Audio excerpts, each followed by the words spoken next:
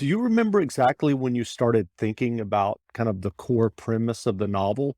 And given your work ethic, I'm curious, did you start thinking about Devoted as you were working on another novel, or do you still go into your office on the first day of writing a new novel and have a blank screen and start writing to figure out what the novel is going to be about? Is it possible for you to pinpoint or talk about that process and what it's like for you? Well, it varies book to book. I only do the blank screen. I don't use the outline. It's just whatever's in my head that I start with. Usually it's a little bit of a premise. It's not a full-scale storyline or anything like that. In this case, I can pin it down pretty well. I've been wanting for some years to write another book in which dogs with a certain level of intelligence play a major role. And I knew that I wanted it to have that. Well, I still get if people remember Watership Down, that Richard Adams novel about rabbits, Right. and portraying them as characters and individual characters and so forth. I wanted to do that with the dogs. That isn't quite what it ended up, although the Mysterium does allow some other dogs in it, although we don't do their points of view. And so that was in the back of my mind. And then Canine Companions a few years ago started, their original purpose had always been assistance dogs for paraplegics, quadriplegics, spina bifida children, and that sort of thing. But they expanded a few years ago into doing them as well for autistic children. And those are called socializing dogs. And it's astounding to watch what one of these dogs can do with one of these children.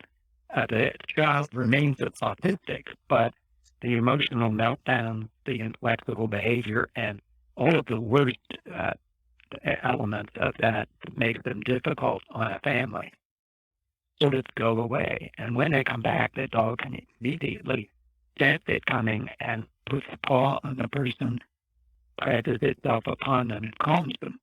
And I watched this taking place at Canine Companions, and that was part two of it.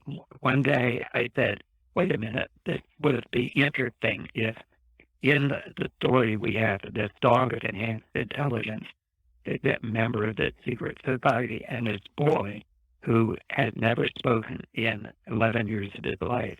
And the dog, of course, has never spoken because it doesn't have vocal apparatus for speech. So that back and forth, and then that they might connect on the wire on a telepathic way was a very intriguing idea. It still wasn't a storyline or anything.